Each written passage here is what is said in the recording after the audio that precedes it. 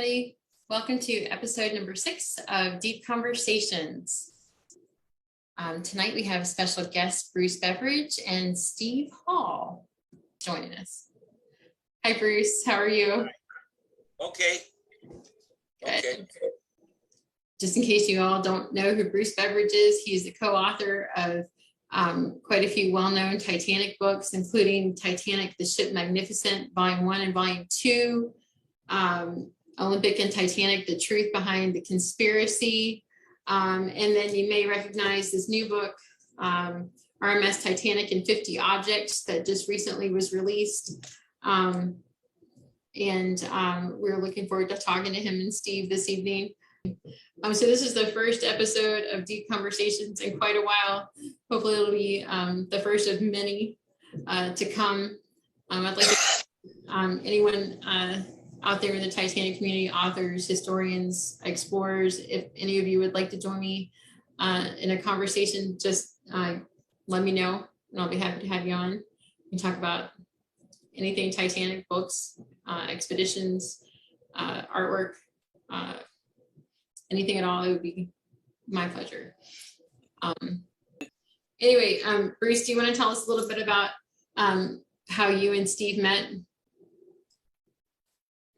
Well, Steve and I met on the Titanic Modeling, Research and Modeling Association message board. You know, all of the authors that have been involved with their co-authors and so forth all came from that message board. And you know, I know I was one of the ones that was there from the beginning before we created this Titanic Research and Modeling Association. Originally, it wasn't that. It was just a website created by Sean Winterberg.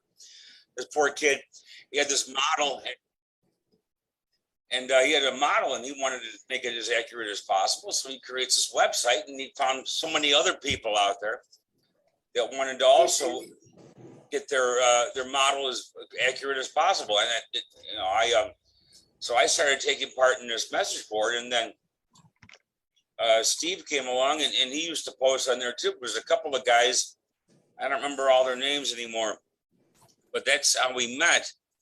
And eventually Steve had this conspiracy manuscript or something to this effect. I remember he wrote me privately, and we went back and forth over some of these conspiracy ideas, some of this craziness, you know. And he said, I have this manuscript that is unfinished.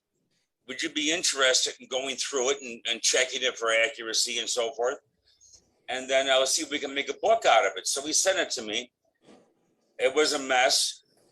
And I was a cop. I used to be a police officer in a suburb outside of Chicago. And I actually sat in the squad car and read this thing. And I did most of the work on it in this in the alerts computer in the squad car. It would bring, you know, chapters to work on a floppy disk, believe it or not, and plug it into this little old Windows 98 laptop or whatever they had in there. And I would sit and hide in the weeds somewhere. And because I was a police sergeant at the time, and I would work on this book, you know. But that's kind of how we met, was on this message board. And Steve was always great at finding these rare photographs, you know. I remember he told me that he had a large photograph collection. So that was always his thing, you know. I mean, when we find a picture of this thing, and then he throw me, I get this email with these strange photographs I've never seen before. Where'd you get that at? I don't bother asking and whatever. But that's how it all started. And we took it was Olympic and Titanic, The Truth Behind the Conspiracy, which was written in response to the Robin Gardner book, Titanic, the Ship That Never Sank. I mean, so some of those points that are in that book, there's the original one. Some of the points in there are directly pointing at Robin Gardner. Rest in peace. I hear he's passed away some time ago. And then we self-published it. I went to this, whatever it was called, Infinity Publishing. And I never really tried to sell it. We just self-published it. And I remember I took that with me to England for the British Titanic Society convention the first year that I went there in 2000, I think it was. And they gave me a table, and I brought a case of them. And because of the exchange rate, I sold every one of the books, and the sales from those books paid for my whole trip. Did I get that right, Steve? I see you're there. Yeah, I don't know. Is it working? Is it working? Yes, it works great. Wonderful. Ah, excellent. Yay. I was. It just went off, and I don't know why. Okay, so all right, that's good. Thank you. Now I can hear. I can't see The myself. legendary Steve Hall, everyone. Bruce. Hello, everyone. Morning, afternoon, evening, wherever you are. So I've about never what met year was Steve in it? person. We never met each other in person, only through the internet. So what year was that you guys kind of met on the message boards? Yes. Early 2000s, like 20 some years ago. Well, I don't know. I think it was probably, I don't know, 1996. Oh wow. It was after the Camera movie came out in '97, because that's when I got involved. Yeah, that'd be about right, because at that time that you were talking about the photos, and as I was selling the photos from the Ulster Folk and Transport Museum, I was selling the photos online. And I think that you would sort of sent me a message and asked me about a certain photo or something, which later on I found out what it was anyway. That's right. And then we were on some message board or something, and then I started winding everyone up about the switch theory. And I have to admit, I was just baiting everyone. I was just winding everyone up, thinking, yeah, they must have done it, and this is how they did it, and I was thinking I was just looking for reactions or something, and then there was a reaction from you and many others, and then I was getting it in the neck, and I thought, well, I can't go forward with this. I better get on board with the rest of the boys here and take it serious. So I think that's where it started. I remember I had a look maybe quite a few years ago, and the original posts that we had between me and Bruce are still there online. So a long time ago. I can't see the camera now. Can't see the camera. I don't know what it looks like for me. I'm frightened to even say anything now because I won't see anything here. It's got a record button, then it's got. But I do remember that original manuscript was quite the mess. There was a lot of stuff in there that was just.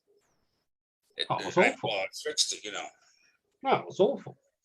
I mean, I'd never written. No, it was awful. I never written anything in my life, and I just sat there, and here I am. I'm just sort of typing things out, and I'm trying to think. Well, hang on a sec. They switched the ship. I'm trying to convince people they did it.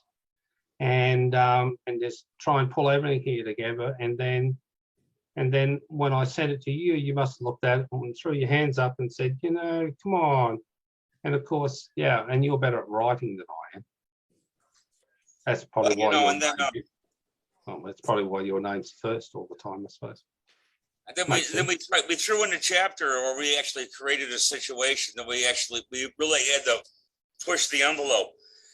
If there was possible that there was a switch, how could it have been done? And we had to budget a lot of things. And people that don't read that whole book, and I still get contacted from producers, wanting me to be pro-switch. And I've said to them, have you read the whole book? Have you read the introduction? Because it's all in there, because they don't read the whole thing. So we come up with this chapter where we actually did with the phony switch thing. In the end, there's no way you can keep 15,000 Irishmen quiet about a secret. That's one of them, I think. So we have quite a few viewers right now. People are making comments and everything. I think everybody's excited that you guys are here. There's an interesting comment though. It says, this is from Cody Reinhardt. It says, in today's world, I'm surprised there's not a movie about the conspiracy. There's quite a few documentaries about it, but no, there's no movie about it. It would be totally fiction. But we've got Michael Standard watching, Mike White, Dan Cherry, Terry Bay, Alex McLaughlin. Alex is from New Zealand. Let's see, we've got Bill Sauter watching, Amber Fricky watching, Those are the ones that I know of that are commenting. Everybody's really happy to see you guys. Thank you, everyone, for coming in. Look, Um, I suppose the conversation has to start someplace, and it seems to have its origin back to the switch theory. mhm. And I really, if I have to think about it, and I'm going back to 1995, 96, all the information that we have today about Titanic was not readily available in 1995 or 96. So therefore, then some guy comes along and he says they switched the ships. So you think, well, that's rather interesting. You know, could it have been done? And it was at that point when I was doing the photos, and I thought, well, yeah, they do look much the same, don't they? And sort of try and put everything together and try and work out what's going on and everything. And I found all the things that I thought I could find, and then I passed them on to the author of the original book. And it was at that point that I realized they haven't done it. No, there was too many red flags. There's no way they haven't switched it. But I have to say that if that book had been written, say around about 1980, you would have been struggling for someone to say there's no case for them not switching the ship, to be honest. But without all the information we've got today, you could have had a very strong case. And when me and Bruce done that first book, it was good cop, bad cop. And I took it from the point of view that I'm going to say, yes, they did it. And Bruce is going to say, no, they didn't do it. And I thought that was the only way that we could write this book. And I think sometimes that in the writing, I think for myself, it was a little bit stretched, because you sort of started to go out a little bit, and Bruce pulled it all back. And I think, as Bruce said, you've got to read the whole book. And then when you sort of get to the end, you think to yourself, yeah, I get it. They didn't do it, so.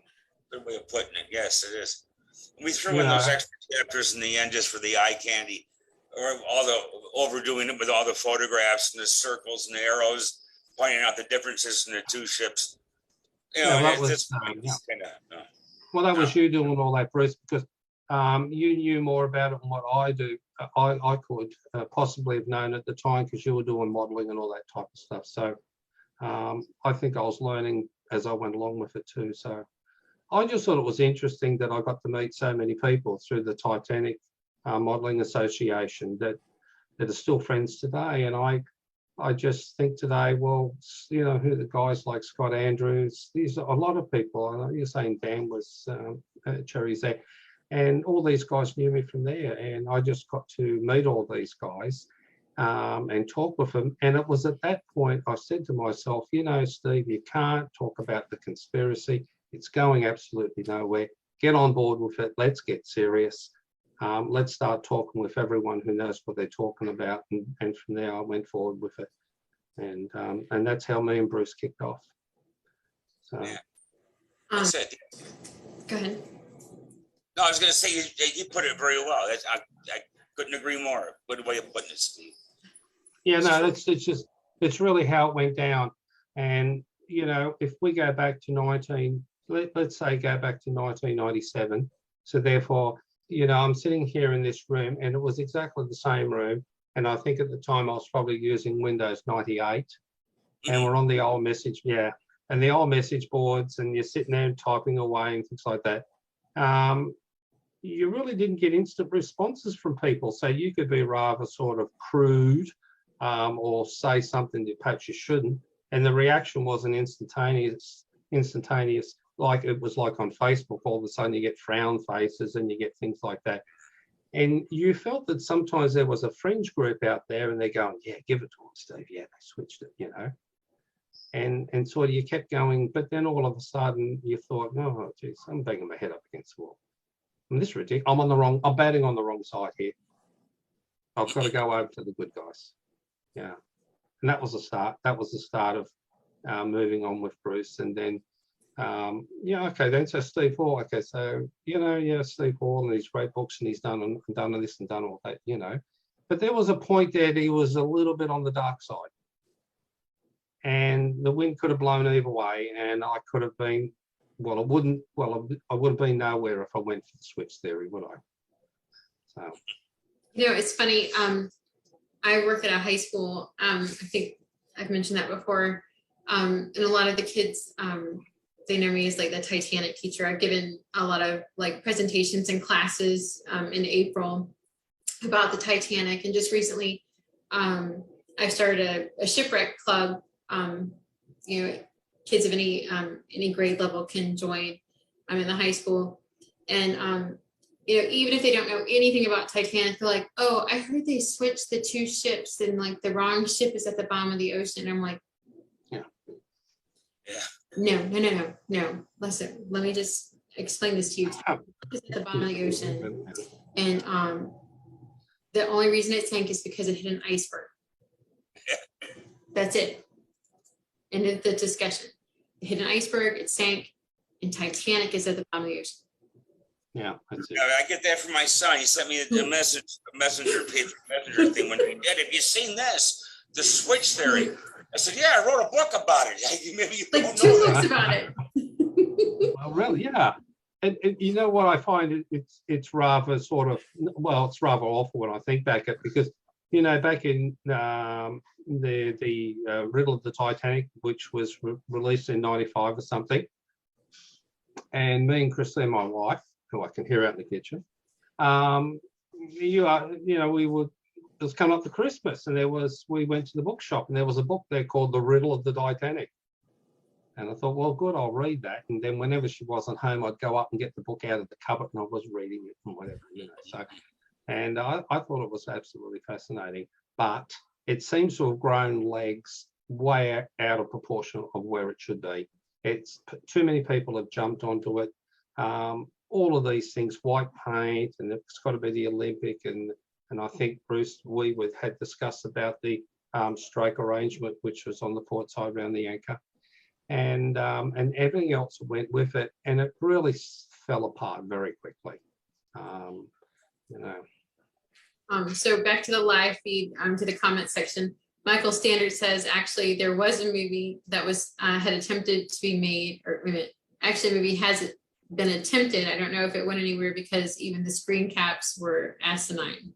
Dan Terry said, it's good to see you both, Steve and Bruce. Let's see, Michael says the same hull and machinery, but very different on the inside.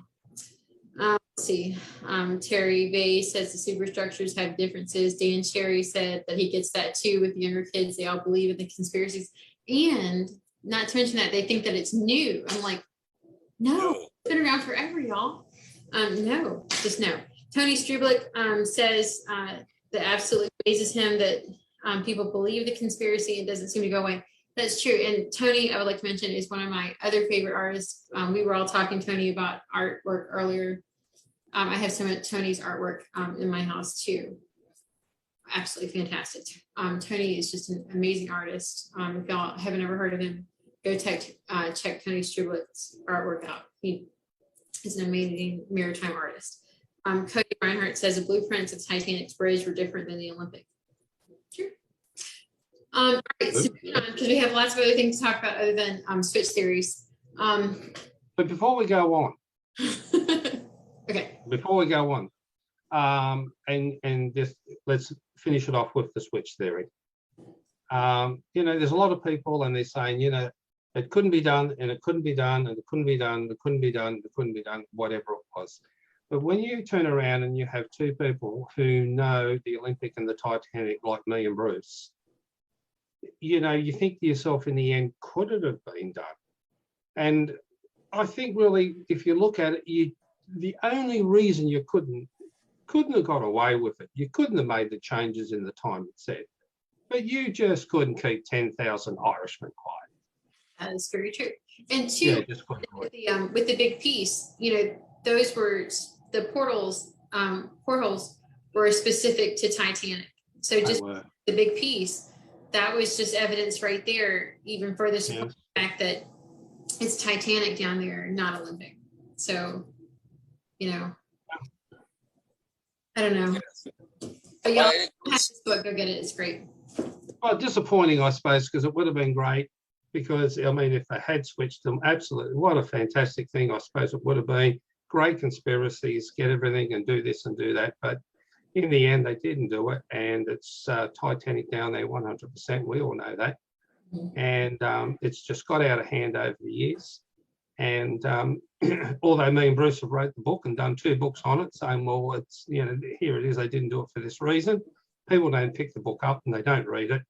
And people just kept on jumping on it, and it's got absolutely out of hand. So, excuse me, I think if they want to think they switched it, well, let them think what they want, because I can't convince them otherwise.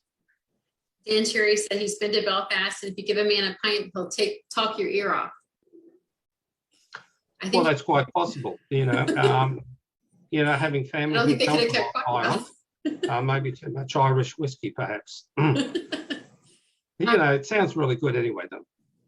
So probably a lot of people don't realize, or you may, because Steve has a lovely Australian accent, and Bruce lives on the East Coast of the United States.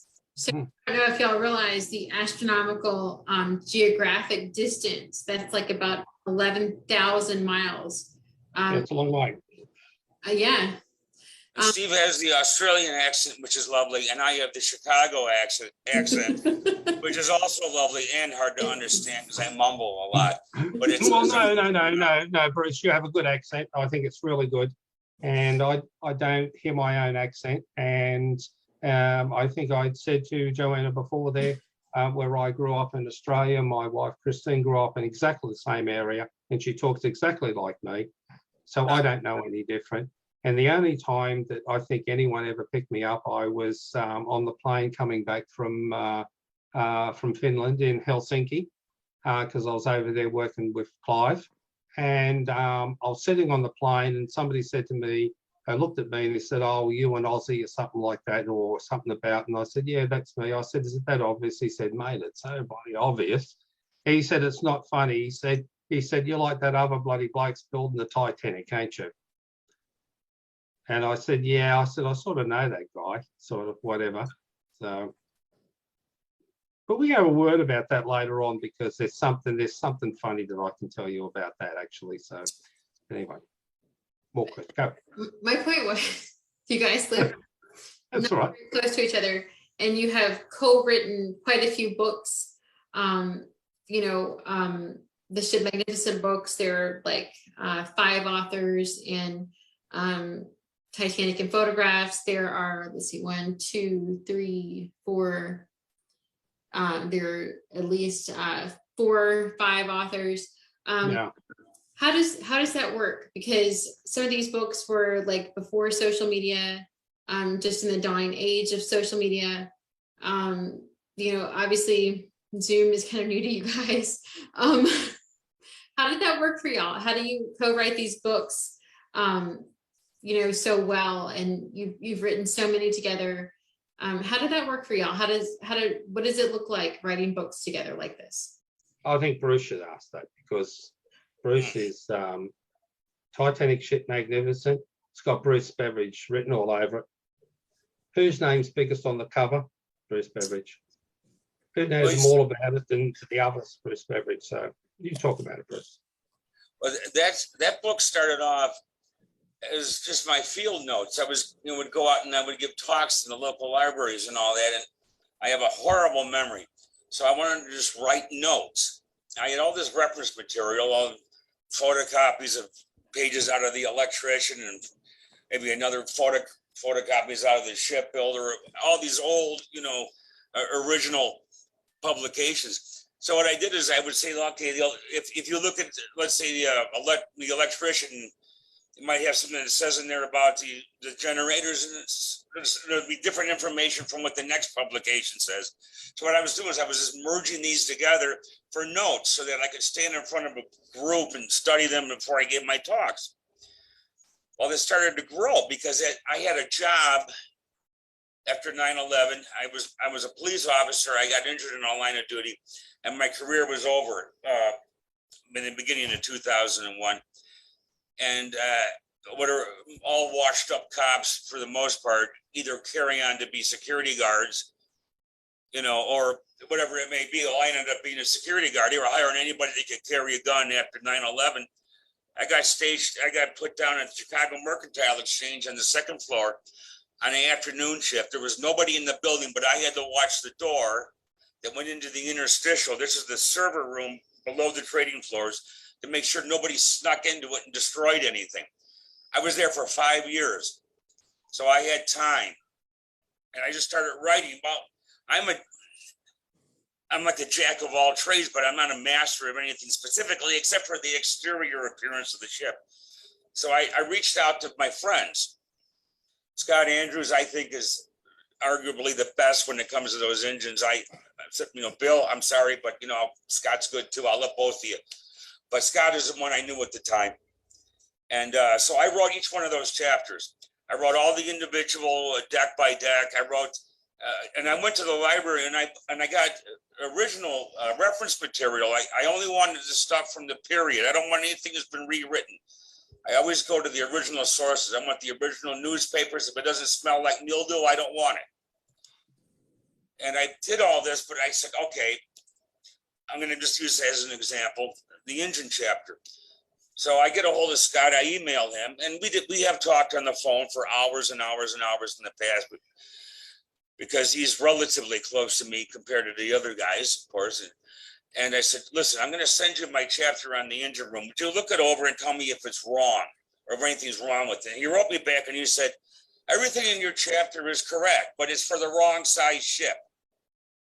And I went, because the reference material I could find at the time was mostly, Cunarder stuff. So to fill in the gaps from what I had on the Olympic and Titanic, which of course is your typical shipbuilder engineering and so forth and so on, I had to fill in those spaces.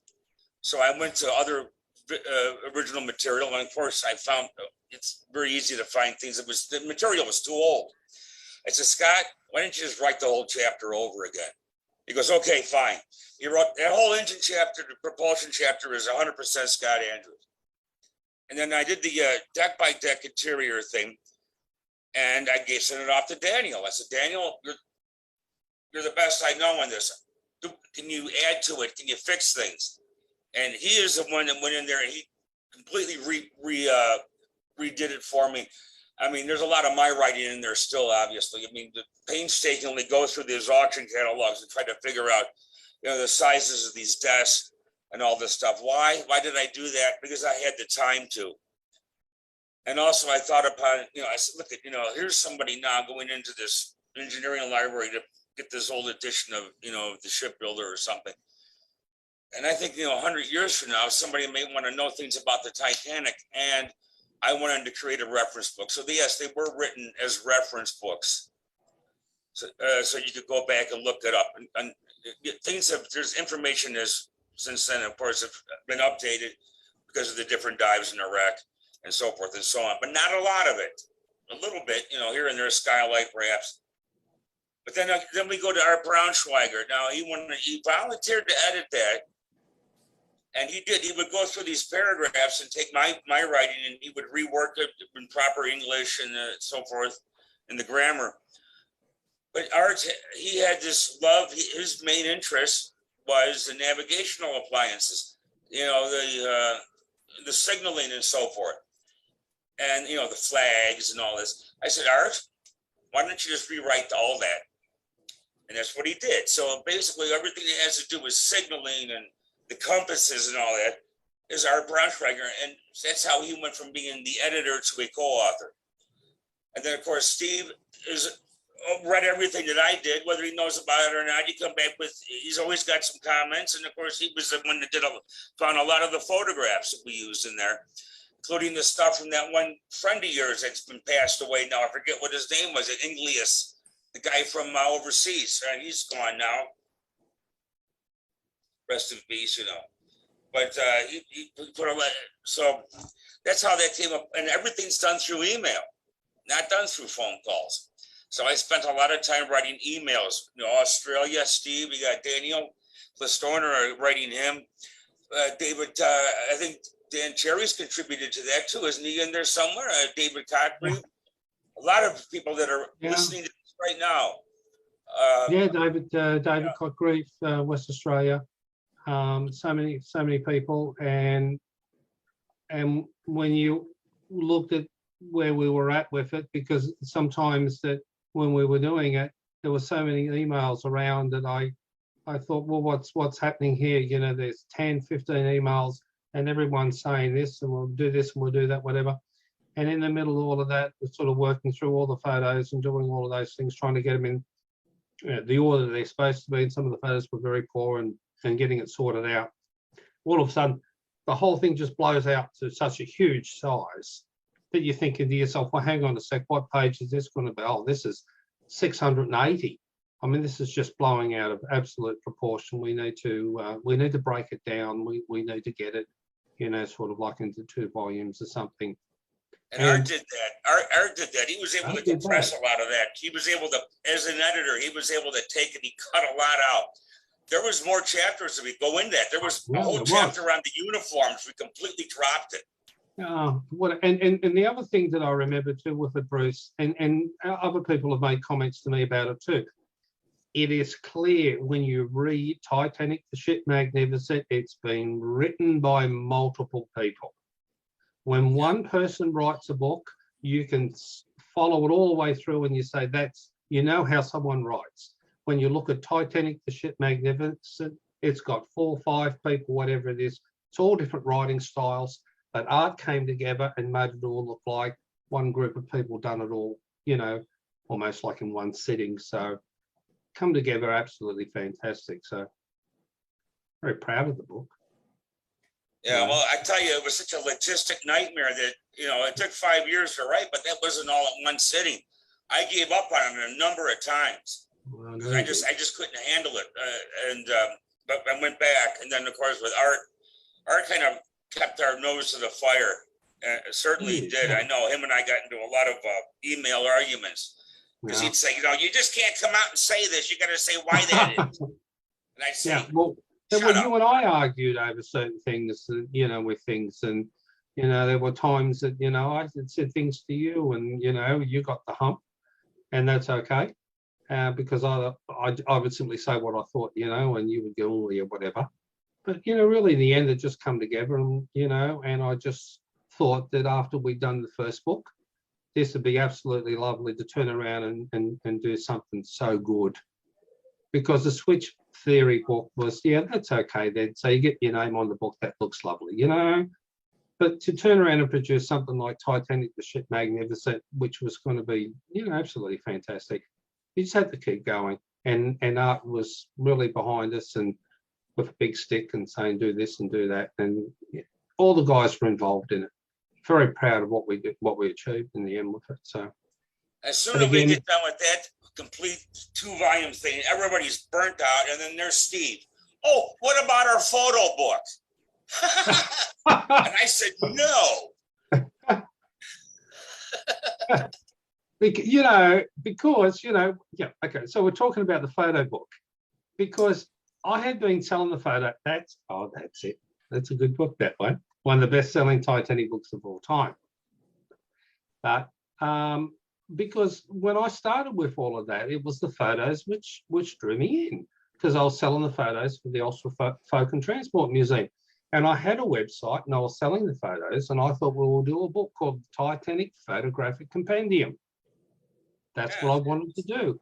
And I thought at the time, now hang on a sec, Bruce, we've just spent 4 years on this book here of yours. I'm sitting here, I've got 2 new scripts for my glasses, we're editing photos and we're doing all of this. Hey, what about my book? Yeah. So after that, we get Titanic and Photographs. And where do you go from Titanic and Photographs and Titanic, the Ship Magnificent? Just a few comments from the live feed. Dan Cherry says, I remember I was in the email frenzy, but if I'm a part of the final project, I was not in for the credit. Hats off to the main authors. Nigel Bryant, he's one of the admins of my group, RMS Titanic Reflections. He says Titanic and Photographs was beautiful. Terry Bay, love Titanic and Photographs, love it. Let's see, Tony Strublick says, I'm so happy I purchased Titanic Ship Magnificent, use it frequently to get details right for my drawings. Again, he's a wonderful maritime artist. Lovely drawings. He says, it is the source to use for accuracy. Thank you for to all that created it. Terry Bay says, thank you, Stephen, Bruce, etc., for writing it. Terry Bay said, I promise to get a 2-volume book. I'm very happy to own Titanic, the Ship Magnificent. It's literally one of my favorites. I use it all the time for reference. So it sounds like the writing process for a book has been complicated. A lot of emailing. It sounds like a complicated long distance process, but it works. We have these lovely books that you guys have written over the years. All of you, not just the 2 of you, but all of the authors that have come to all of these books that we have. I think Joanna, that it's got to go right back to 1997 and interaction on the message boards at the time. And I just thought to myself at the time, wouldn't it be nice to have my name on a book? And that's what I thought. I thought, wouldn't that be really nice? Just, oh, there it is, and it's Steve Hall, and that'd be whatever.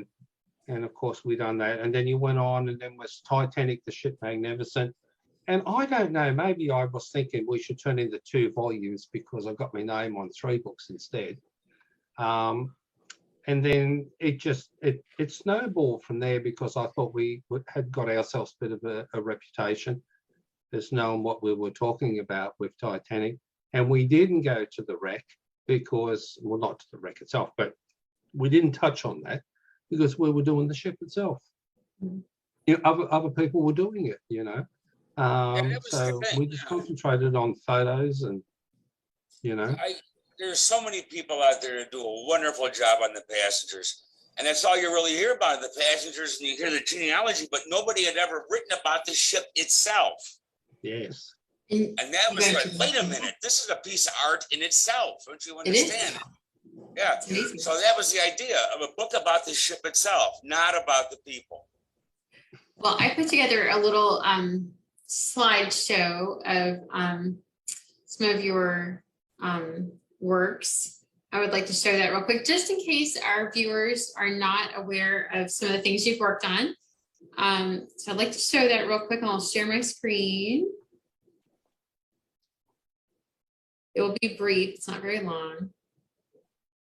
Okay, can y'all see this? Hold on, let me let my live feed catch up. Whoops. There we go. All right, so there's y'all.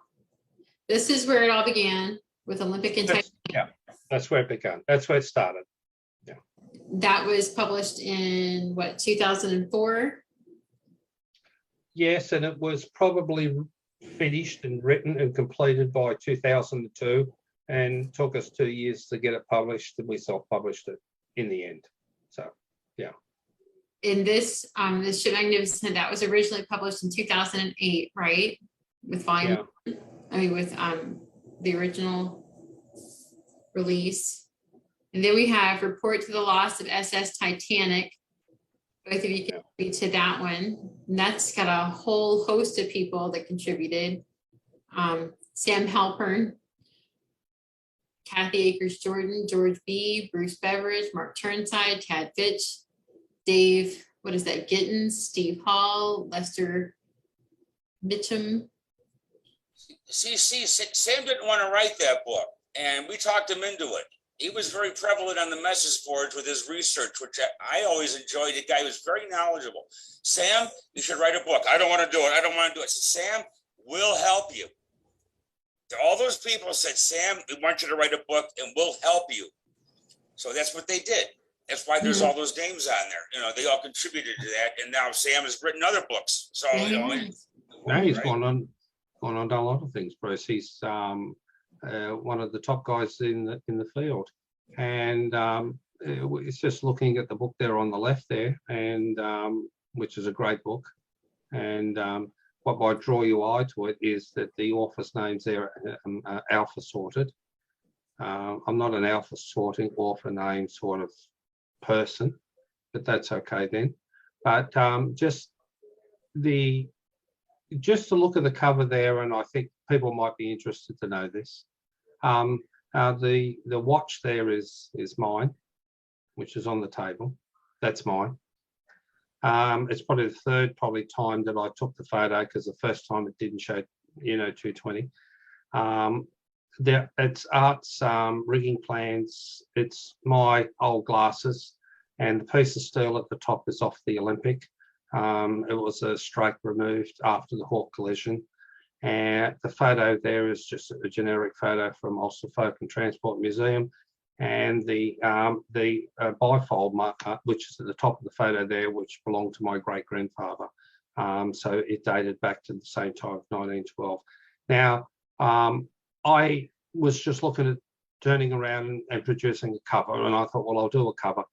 And I put the stuff on our kitchen table, and I stood on the table with a camera, and I took a photo of it, and I said, how does that look, Christine, my wife? She says, well, that sort of looks okay. We'll send it off to Amy Rigg at the History Press, and she liked it. And there it is. So it was done on the kitchen table, and it took 10 minutes. So when I look at it, a lot of people like it, but when I look at it, I just look back at it and go, oh, yeah, okay then. So it's interesting. I think it's a great photo, a great cover. I've still got the watch. Still got the watch. I wind it up every day. It looks great. Well, I just have to reference quite a bit. That's one of my main reference books, that one right there. It's a fantastic book. And the other one, which is the which ship sank, space, ? That was a photo that we got of Olympic and Titanic from Tyrrell, didn't we, Bruce? Yes, I think so. He bought that at an auction, and we thought we'd turn around and use that one. So, and the cover was originally going to be red. And I said, no, I don't want red. And we got Art in, because Art had worked on Titanic, the ship Magnificent. We wanted him to edit it. So bang on, Art's name goes on there. And then I asked Mark Churnside to do the foreword for us. And that's the republished version of the red one that started it all. That's the History Press's. Well, that's right. But there's a lot of people don't know that you made a cover and it just had your face on the cover. Yeah, you remember that? Yeah, right. I still got it. Yeah, so was that pretty much the same thing as this book? It is. It's almost exactly the same. But updated. Yes. Updated version of this book. New information and put on it. And at the time it was coming up to the 100th anniversary, Joanna. And we offered it out to the History Press, and they thought, well, okay, we'll run on that. And so they went with it. And of course, there was Sam's book, and at the same time, Titanic and Photographs, and the limited edition Ship Magnificent came out at the same time. And we also worked on with several other authors, a few of them which has appeared on Sam's book covers, name of authors there. We've done a Titanic app, which kept us quite busy. The limited edition Magnificent, that was the leather bound that's it. version, and that was it was signed by the authors. Is that correct? That's the it was, yeah. What they did with it was they sent us I think how many copies was there, Bruce? I don't know, 100. They were doing 100. I think it was 100. So they sent 100. So they sent me first 100 of these little things to sign. So I thought, well, okay, I'll sign it first. Why they picked me first, I don't know. Maybe Amy thought we'll send it to Steve first. I don't know, really. So anyway, I got it. So it makes it hard. Here's all these spaces. So I'm signing it first. And I'm thinking, well, I signed 2 or 3 of them in the wrong place, because I'm listed third there, and I've got to make sure I put it on third there and whatever it was. And so I signed them all off, then I made about 4 or 5 mistakes. But I tell you what, there is one, because my name is Stephen with a PH. It's not Steve. My name's Stephen with a PH, so Stephen Hall. I signed one of them Stephen Hall. And it went out, and somebody's got a limited edition copy with Stephen Hall written on it. So it's I don't know who's got it, but it's sort of a one-off. But from there that I sent them down to Daniel. Daniel signed them, and then Daniel sent them over to, I think, Scott. Scott signed them, then they went to Art, and then from Art they went to Bruce. Bruce sent them back, and then they were glued into the book. And that's how they went out. So, and I've got 2 copies of them. So I've got one for my daughter and one for my son. So when I go the way of the dodo, they can sort of think about it, whatever. So yeah, your dad sort of had something to do with it anyway. Nice. That's it. So, anyway, that's just a little backstory. That came out, the box set. I got an email, and I forget what her name was, but she says, "I am Steve Forbes' personal secretary." Oh, I remember that. I remember that. I remember that. Yes. She insisted it be signed. Actually, he got a hold of the publisher, and then Amy got a hold of me. And his daughter, Steve Forbes' daughter, wanted us all to sign it. So that box set went around the world so it could be signed by all the authors, and got sent to Steve Forbes for his daughter. That's right. That's how they got started. That's right. One of the richest guys in the world, and it was the birthday present for his daughter, who loved absolutely Titanic. And I included a signed photo that I had from the Ulster Folk and Transport Museum, and I said this photo was we used in the book, so we sent it off. Yeah, I remember that. Wow. There you go. Okay then. How's that? In 2012, we had Titanic in photographs. Yeah. That you all did with several other authors. Daniel, Clistorner. I am so horrible at pronouncing Clistorner, and Art Braunsch. Thank you. And Scott Andrews. And then you had the foreword by Ken Marshall. And this is really one of my favorite books. It's one of the must-haves by any for any Titanic enthusiast, I guess. Anyone who loves Titanic. It's it's a great book, isn't it? Yes, it is. That one was Daniel's baby. That was the idea was Steve. We had that idea along that we decided, let's Daniel. I said, you want to write this one? We're going to give it to you. It's our idea. You do it. He wrote it. He went over to the UK, and he dug around in those archives for those images, some of which I don't think were printed before that. Some of them weren't. And you got the dates off the back, and it's a wonderful book. When I got it, I wrote a small part of it, but it was mostly Daniel, It's just a lovely, lovely book. It's just one of my favorites. It always will be. It has a special place on my shelf. I look at it a lot. It was a gift from a dear friend, and I love this book. I think what you have to do with it, Joanna, is that the covers of the book, they tell the tale. Apart from the simple fact that I've done nearly all the covers for all the books. But I'm a strong believer in that if you wrote most of it, your name goes first. And there we have Titanic in photographs. So you've got Daniel, and then you've got Steve, and then you've got, I can't read it because my glasses are not very good. And then it was Daniel's idea that he asked Ken Marshall to do the foreword for us, which he lovely agreed to do it for us, which was fantastic. And it was quite right because he is a photo historian. There's a name for it, I can't remember. A visual historian. Mm-hmm. And Ken's a really lovely guy, and I was really privileged that he was done it for us. And I really think that the book's been so successful because his name's on the cover. Oh, I think that's value added to the book substantially, to be honest with you. I don't know. I mean, Ken Marshall is fantastic, but the truth of the matter is you guys just put together a fantastic book. You were asking which one was my favorite photo. This is my. Well, I asked earlier on, and I said, there's a lot of photos. I don't know. Dan Cherry is listening, good friend of mine, over just a very, very long time, and we talk about photos reasonably often enough. How many, where we at, and so we put all the photos in there and everything. And I said to you, which a lot of people ask, what's your favorite Titanic photo? So we've got a lot of people listening. I don't know how many people are listening in, how many people are watching or anonymous or whatever, but everyone has a favourite photo. And you like the one where it's leaving at Southampton. So Yes, that is my favorite. and I think, as I had said before there, I think that's Benjamin Steele sitting on the bollard at the end, White Star Line superintendent. So it's a lovely photo. I like that one too. Do I have a favourite photo, really? I like the one in the dry dock where you can see Titanic in the dry dock, and the photo was taken from the Olympic, which would have been at the outfitting wharf. I like that one, really. That's a good So, one. Bruce, do you have there's one photo. There's one photo. If you want to go, I'm not going to tell you guys where it is. There is a photo of Titanic during the construction period, and you can see a cat. There's a cat on the ship.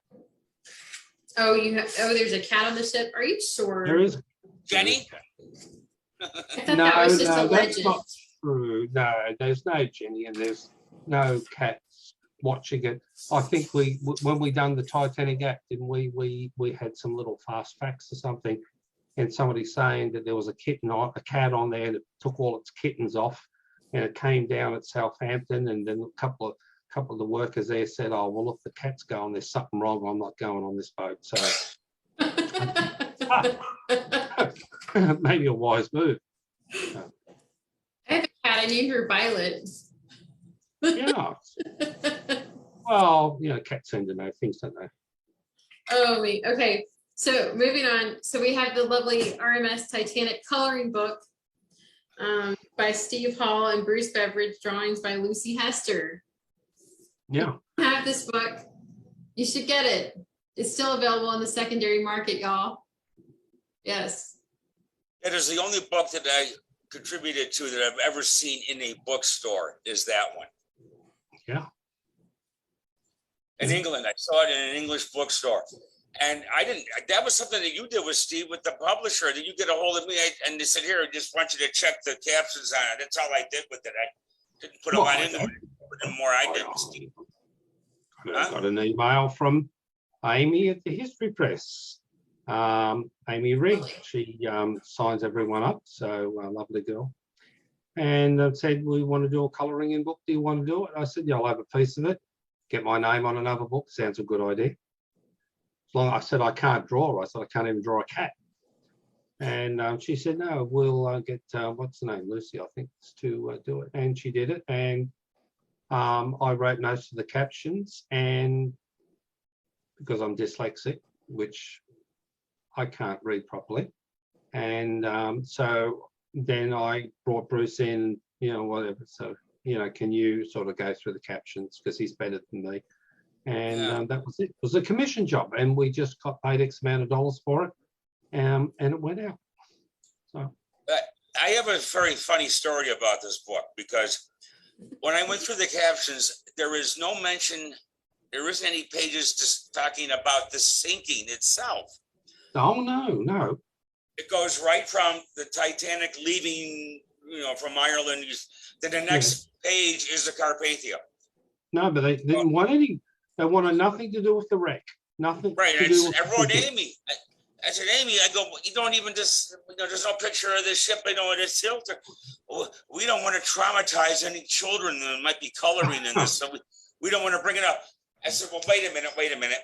Now, in one of the pictures is that boy holding the banner that says Titanic sinks, lives lost. That famous picture outside the White Star Line offices in Liverpool." Well, here's a picture of the wreck. What's that?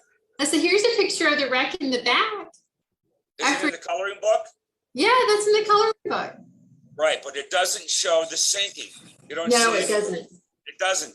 But there, in one of the pages, is this boy holding the banner, and I forget what the kid's name was.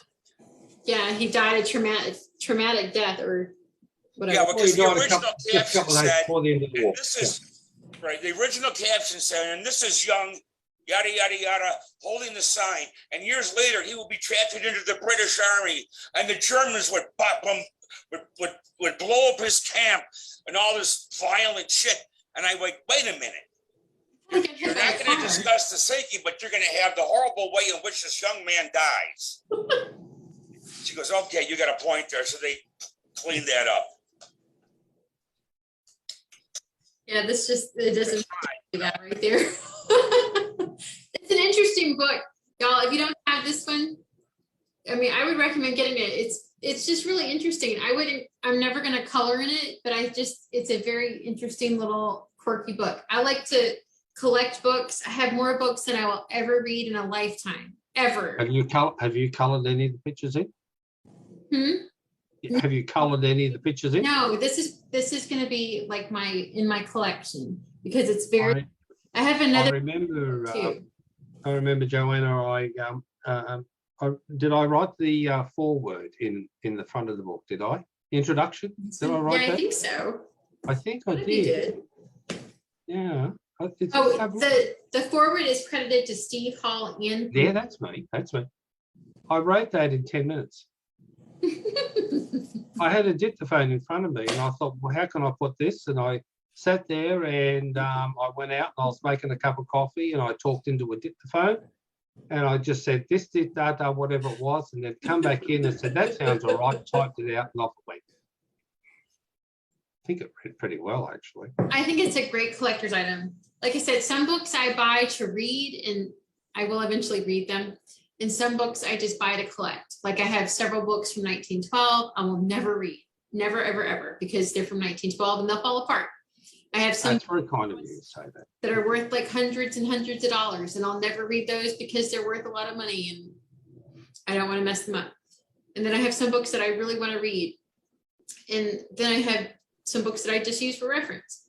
But this one, I'm just, I'm going to keep that one. I love it. Oh, you like that one? To be honest, I'm not a great lover of it, to be honest, really. And yeah, okay, here it is. We have this one, the new one, RMS Titanic and 50 Objects. I messaged with John White this morning and got permission to use these photographs. RMS Titanic and 50 Objects. I'm about a third of the way through this one. It's great so far. It's really interesting. I would definitely recommend buying this one. It'll be available in the US, I believe, in April. You can pre-order it. It's just really interesting. Images of artifacts from the collection of White Star memories. And not all the artifacts and images are actually from the Titanic, but they all kind of reference the Titanic. So it's just a really interesting premise. I don't know how you guys came up with this, but it's just a really cool and interesting book. I like it a lot. You like the book? I'm just looking at the cover there. The size of the author's names at the bottom: Bruce, Beveridge, Steve Hall. I don't think on the actual book it's that size. I'd said to the history press, I don't want our names that big. You know, I mean, this is not Broadway. Yeah, so it's not as big. You can see it's not as big. I'd rather our names smaller. All right, so tell me about the cover. We won't spend a whole lot of time on this, but I don't know. Bruce picked the photo because, I mean, we had let's go back. Titanic in photographs. It became a traveling exhibition, didn't it? It did. And there was 2 or 3 locations which John White and David Bavard, whatever. Sorry, David, I can't remember. David Scott Bedard. Had him in the UK, and then it ended up on the Queen Mary travelling or an exhibition, and they took everything over there, and Bruce took a lot of photos, and I think that was one of the photos of Bruce took on the Queen Mary. So it was, and that exhibit that they had in the Queen Mary, those 2 gentlemen are just wonderful human beings, and I love them. I really do. And this was another one of these old ideas that Steve had. This was his idea. It was initially supposed to be 100 objects. And we had pitched it to the history press. God, I don't know, it was 2014, 2015 or something. And I was in contact with the Titanic Museum with the Branson and Pigeon Forge, the curator, I'm so sorry, can't think of his name right now, but I'll think of it. But and he said, that's a great idea. And I said, yeah, we're going to do this book and it's going to advertise your museum and everything else. But there was a problem. The problem is that their artifacts are not always owned by the museum. They're leased That's exactly from right. other collectors. And of course, there's no budget for these books. You know, I don't have a budget. So it got put on hold, you know, and then all of a sudden the China thing happened with me. And that was the end of 2016 to 2017. And the China thing is over now. So then Steve was like, let's get kick on this book again. All right, okay.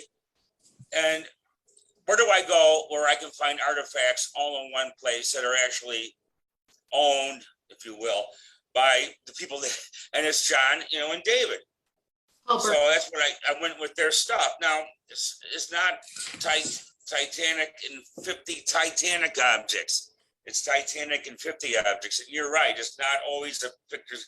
And we throw in some stuff there, but with the Alan St. George, you know, and David said, I want you to feature David St. George's stuff in here, some of his repros. I said, no problem. And if you want to throw it in, I thought it was nice because we were able to talk around it, you know, talk around the images of the, you know, like the cherub and so forth. So the idea, and Steve and I have never done a book in the past that tells what I call the basic Titanic timeline. We're not those people, you know, we're technical people. And it's like, oh my God, I have to actually go through the timeline and write, you know, about, you know, the whole, you know, loading the lifeboats and make mention of, you know, who got into what and this and that. First time for that.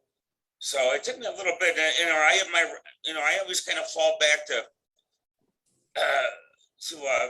Eden and Haas's book is always, you know, that was one of my main reference books and other ones as well. But we had a little problem, you know, getting the photographs together with this one. A couple of them had to drop out. I had to revert to some of the images that were not used, or maybe they were used in the one of the editions of TTS7. There's like a little color section. But when it comes to this photograph, that exhibit was to me the most powerful item in that exhibit. Now, apparently there's another White Star Line lifeboat that exists from the Oceanic, and you know, I guess it's legit. I don't know. But this one's from the Nomadic. And Steve would say, well, let's get a picture of the Nomadic. I said, Steve, it's not about the Nomadic. It's about the lifeboat. And what people don't understand is that, you know, in the movie, in the camera movie, you know, it's got all this extra illumination. You know, it's all done for the set. You know, it's done for a movie.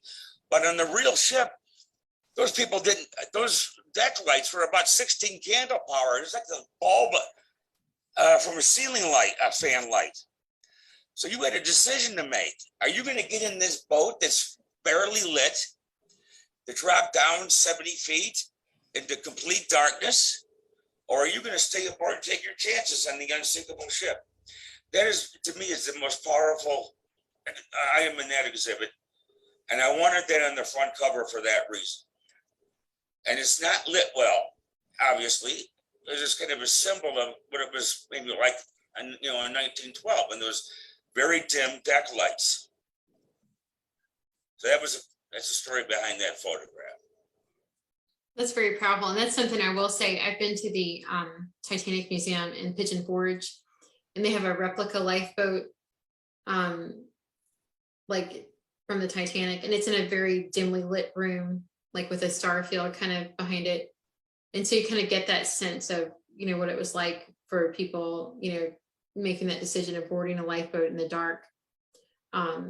So I love this cover for that reason, because it's dimly lit, it's dark, it's, you know, a rickety looking lifeboat. Surrounded by darkness, you know. Mm-hmm. I like that was the idea, you know. It's very dramatic. I love the cover for this book. Remind me later on, Joanne, that there was 2 or 3 other covers that we had for the book, and I didn't mind the covers, what we done for it, but Bruce is right, that's the best one. But there was a couple of other covers there which I thought, you know, got the same message across. So, but it's like anything. I mean, someone's got to make a decision, whether it be me or Bruce or the publisher. Now, the publisher's going to use a cover which is going to help sell books. That's a great one, and I hope it does work. the curator for the museums, the Titanic Museum attractions is Paul Burns. Oh, yes, Paul. That's I Yes, was like, Paul. I know I I'm have so his sorry, I card. forgot, but you know. And there's Paul. the man who runs the museums. I can't think of his Yeah, name. yes. He's a great guy. But it just wasn't working out. There's no budget for it.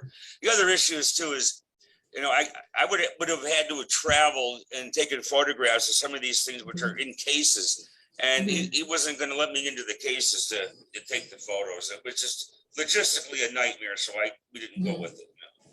It didn't happen. So I mean, that's just the way. They have some neat stuff though. I will say that if you ever find yourself in the area, Pigeon Forge, or I've never been to the one in Branson, but I hear that one's pretty neat too. Very interesting stuff. If you're into looking at stuff, which is why I love this book. I love Titanic stuff. If you're at my house covered in Titanic stuff. Yeah, the only time that I've ever seen anything recovered from the Titanic was when I was in New York. So I have not seen anything like that yet. I want to go to. So bad. I think I was on what's that aircraft carrier in New York, the Intrepid. And I walked down, and because they were having the gala dinner, whatever it was, walked down, had a look at it, and there was a shelf there or something, had some stuff on it, and I looked at it for about probably 30 seconds and said, yeah, right, whatever, what's for dinner? Now, like the museums in Pigeon Forge and Branson, they have things that were recovered from the floating debris after the wreck, but nothing recovered from the actual wreck site. But still, exactly, that's controversial, and I didn't want to get into that. There is one thing in this book that was recovered from the debris field, and that was that hunk of coal that have in here. But apparently, that's not controversial because that was part of the ship, and it was a hunk of coal. It's not a personal possession of anybody's, I guess. And I will say I have one of Alan St. George's clocks. My husband was kind enough to buy that for me for a wedding present when we were in Forge, because we got married at the Pigeon Forge Museum on the grand staircase. Seen the photos. Lovely photos. The clock I have is like this big, but it's so beautiful. Alan St. George does an amazing job. So seeing that in this book was just, it's definitely worth photographing. I saw the photos, Joanne, and they'll look lovely. Oh, thank you. Is it John Jocelyn? Is he yes, the man? The Jocelins. They're the ones who own the museum. I met Mary when I was there. She's fantastic. I had dinner with him in New York. He's a nice guy. Oh, did you? I didn't get to meet her. I met Mary there. She's very nice. Yeah. This is Bruce Beveridge's page. Some little known facts about Bruce Beveridge. For those of you who are watching, or those of you who are going to watch the recorded version, did you know that Bruce helped with the scale model specification for the Minecraft and Danbury Mint models? And I'm sure many other things, but those were some things I found interesting. My kids play Minecraft, and I have the Danbury Mint model. And then I found this very interesting. Bruce wrote the introduction for Titanic Love Stories. It's not any introduction. It's a 19-page introduction. It is? I don't even remember it. I have Titanic Love Stories, and Titanic Love Stories is a fantastic book. I didn't realize it until I pulled my book out, and I was like, he wrote the introduction for that? And it's literally a 9-page introduction, and it's very great. It's a fantastic book, fantastic introduction, and who knew? I didn't know. They contacted me. They wanted me to write the book, and I said, "Listen, I got to tell you, I don't do passengers. There's people out there that do a wonderful job with passengers." But they said, would you write an introduction? And that was a long time ago. I don't even remember. I didn't remember it being that long, but if you say so, I don't have a copy of that book, so I've never seen it. Look to read it. Buy it like in bookstores. I got mine from a used book website, but it's a great book. Oh, You know, the I've seen Minecraft thing, I forgot about that one too. There was a kid got a hold of me. He wanted, I don't know what he wanted, my plans or something, and he made this Minecraft thing. I didn't realize it was that famous. what do you think, Joanna? He would have said, "Yeah, all right." Then a foreword by Bruce Beveridge and Steve Hall. what?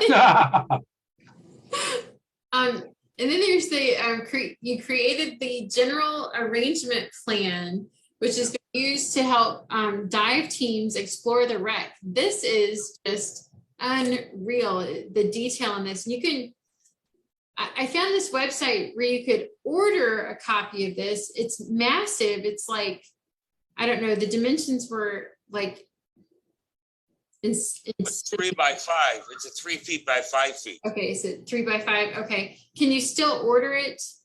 The website was kind of old. I couldn't tell if it was still active or not. And there's Zazzle it's available at Zazzle, but I think that the Encyclopedia Titanica, then I think you can order it off of there. I think, unless it's only the digital form of it. I don't recall. I don't know. I was just blown away by this. I was like, wow. Okay. So I got a hold of who's the name of the man that's the start of that? Man, I'm having a hard time with my names tonight. But you got to come on, Bill. What was his name? You know, from the Encyclopedia Titanica. But he got a hold of me. Lost Bruce. I mean, we lost Steve again. We lost Steve. But anyways, he got a hold of me, and him and I communicate every once in a great while. I met him back when he first started that website in 2000 in England. And we talked about the plan thing. And I said, you know what? Why don't you just take the plans, whatever you sell a digital version of them off of your website, and you keep the money. I don't want any money from them. You keep the money to help, you know, to pay for your website. And that's what it's our agreement's been this whole time. So when he sells a copy of those plans on Encyclopedia Titanica, that's when he goes to upkeep the website. They're just fantastic. So back to the live feed again. Tony Strublick says John and David are awesome people. I owe them a lot. They have been always so gracious and helpful. Cody Reinhardt says the big pieces in Las Vegas. Yes, I want to see that. Tony Phil is his name from Encyclopedia Titanic. Okay. Tony Strubo says Pigeon Forge was awesome. The replica staircase alone is worth the visit. It's amazing the scale that it really was. Yes, the stairs are very short though. I was so afraid I was going to trip up them. Yeah, and the dome is round. Mm-hmm. Okay, so moving right along, last slide. Okay, this is Steve's page, and then I kind of added the Titanic China thing in there because I ran out of room anywhere else. So Steve helped co-write Titanic Solving the Mysteries. And I have that. He also wrote this really neat little book, Titanic 101, The Great Infographic History. And that, let's see, Titanic 101 was published in 2016. Solving the Mysteries was published in 2019. He also joined the Titanic Honor and Glory crew for the 102nd anniversary when they did their live stream. Steve also was an advisor to Clive Palmer for the Titanic 2 project. Can you imagine? And then actually Steve and Bruce were involved with the Titanic replica for the Chinese Romandesia theme park. Yikes. Anyway, that's all I have.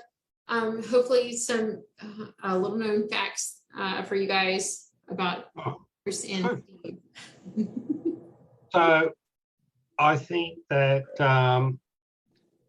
let's have a look at the Titanic rebuild, say. Okay. I just had a biscuit, sorry, so it's behind the table. That's fine. Look, my opinion is, I mean, people talk about raise the Titanic, raise the wreck, do this, whatever. I think it's quite easy. Why don't you just make another one?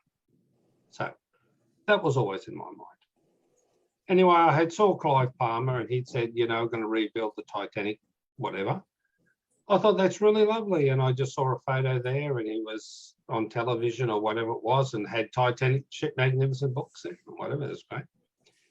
So I managed to contact him. So, and he sent his chauffeur down in his Bentley to pick me up and took me up there to the airport in Brisbane or whatever it was, and private planes and everything. And I said to him, you know, I said, you know, it's our books. I mean, just say, you know, Steve Hall, Bruce Beveridge, whatever. So he said, yeah. He said, we're looking at really rebuilding the ship. I said, good idea. It's great. And I thought, well, that's all right. Then that's not. I just wanted to meet the guy. That was it. And then about a month later on, he said, Steve, he said, we're having a meeting up at the Coolum Resort.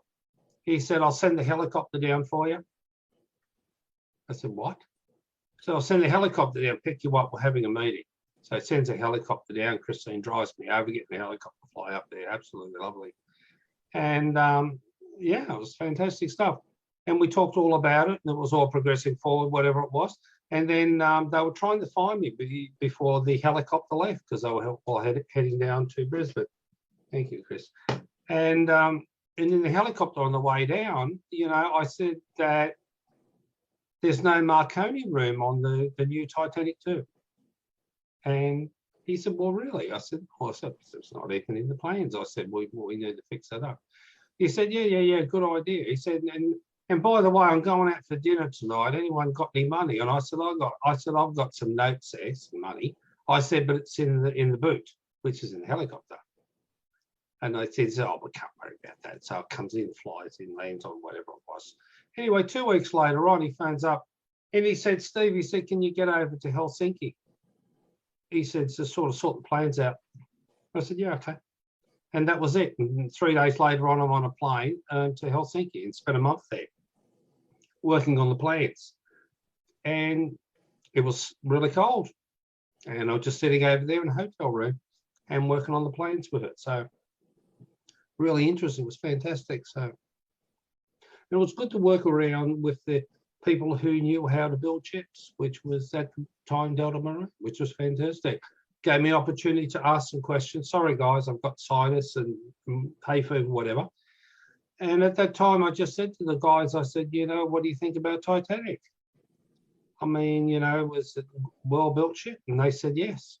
Even by today's standards, the whole form was fantastic. And I said to them, I said, what could you do to make it go faster? If you had Titanic today and you put it in the dry dock, what could you guys do to make it go faster? He said, this bulbous bow. He said that'd add, he said, probably maybe half a knot. And he said with the propellers, he said, if we redesign the propellers with modern day propellers, he said it would have been worth another knot. He said we could have got the old bugger up to 25 knots, which would have been pretty close to put her in for the blue Ray-Ban. So that was interesting. And the last thing I've got to say, which I found rather funny, I got off the plane in Helsinki and I didn't know what I was doing, and I sort of go down through customs, whatever it was. And I come up to this guy and where you give the passport in, and he's this huge guy. He's a monster of a guy. He looked like that fella Han. You remember that movie, Journey to the Center of the Earth? He had the goose or something. He's this huge guy. And I'm walking up to it. And he said, why are you so late? I said, I don't know where I'm going. He said, what are you doing here? I said, I just got off the plane. He said, what business do you have in Helsinki? I said, I'm helping a friend build a boat. He said, how big's the boat? I said, I think 860 feet long. He said, well, whatever. He said, go, get lost. So I went through it. And that's how it started. And I still remember it today. And I think we're that close to building it, to be honest. So anyway, I enjoyed it. And then, of course, Bruce with the rebuilding Chengdu, or wherever it is, which he can tell you about. Well, thanks, but I need to get something to drink before I go into that, if anybody's interested. Well, Christine just brought me a cup of coffee, so go and get yourself a drink, and I'll just, yeah. Just around the corner here. Let me just grab something. Steve, tell him is... I'll tell them something. Now, the interesting thing, with Titanic 2, I thought it was certainly a goer, and I think it would have been absolutely fantastic. And it would have been absolutely fantastic to have been on the bridge coming into New York in Titanic 2. And I would absolutely loved it. But sometimes, if things happen or they don't happen, it just depends on what happens in life, doesn't it, really? But I would have liked to have seen the Chinese Titanic. That would have been nice. And Bruce was over there 2 or 3 times, and he said, "Steve, come over." And I was having a wisdom tooth out, and I couldn't go. Titanic 2, do you think they would have, installed modern day plumbing, like bathrooms or whatever in each? It would have been, like you would have had an ensuite, or to go to the toilet or something, or a bathroom there, air conditioning, things like that. But the general idea, I think, from what he was after, was he wanted to, create the experience, which I think is what he wanted to do. Plus, have modern amenities. If you want some modern part of Titanic, you go down to a different deck, and then you can do whatever you want to. But it wouldn't have been third class with what was it? 1, 2 bathrooms. I can't remember. I used to know this stuff. These days, third class, or would anybody pay for the third class experience? I don't know. I had signed, agreements with him. I understand basically from third class, it was a sample. If the Titanic 2 had been built, it would have been a sample. Not going to recreate the whole thing. You got a sample of it. Here it is. This is what it was like. Sit there and go and dance and do that, and see if you can find bros or whatever. And dance around and whatever. I think it was a sampling, and I think it would have been quite successful. But of course, maybe in hindsight, looking at it, COVID-19, if it had been built, what happened to all the cruise ships? So they were all rafted up and against others, and I don't know. It's it's up to whoever's who wants to pay for it, they can have it. Same as the Chinese, But I enjoyed my time working on the project. I did the best I could. And if it comes around again, sure, jump at it. So what's Clive Palmer like? Is he? Well, I thought it was lovely. He's not charismatic. Well, first time I met him, I just thought he was just like myself. I just thought he was a lovely guy.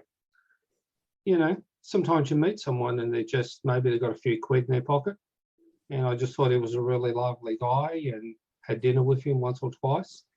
I just thought he was just a normal, nice guy, and maybe in the end, I don't know. I had no problems. I thought he was really good. Some people might have been criticised. I don't know what they were criticising for. He was just being who he was. I didn't mind it. Good on you, Clive. Give me a ring, mate, and let's have another go at perhaps finishing it off. Eh? I think that would be neat. All right, so let's talk about the Chinese project. What happened there? They got far on it, much farther than Clive Palmer's project. What happened? It's your call, Bruce, your boat. That would have been a wonderful thing if they would have completed it. That ship they were building was to be a center attraction in a very large theme park called Romantasy. And the theme park would have been built in stages. In phase 1, which they had started on, but it does actually has the world's largest indoor beach. Incredible, huge building. And they had the visitor center. They were going to build these indoor rivers of Venice, all inside, because the sun doesn't shine in China. It's always foggy all day. And but there was these 7 investors that had went into this theme park, Romantasy. And one of the investors was a big Titanic nut. The Cameron movie was very, very big in China. The Chinese loved it. This man, Kate Winslet, they even brought, Celine Dion, they brought in these Russian singers that looked like Kate Winslet to sing the theme, My Heart Will Go On, and these big banquets and all this money spent. They had this idea that they were going to build this thing, and it never was going to go out to sea, but it's actually was going to be built, or it was built, actually, just wasn't completed, inside of its own dry dock. and right next to a river. And what these men did for their real job is they are hydroelectric. They build hydroelectric plants in different areas around the world. They build dams. And upstream from Romandacy is a dam. What they were going to do is when this ship was done, they were going to go in there with a bulldozer, bust down one wall of this dry dock.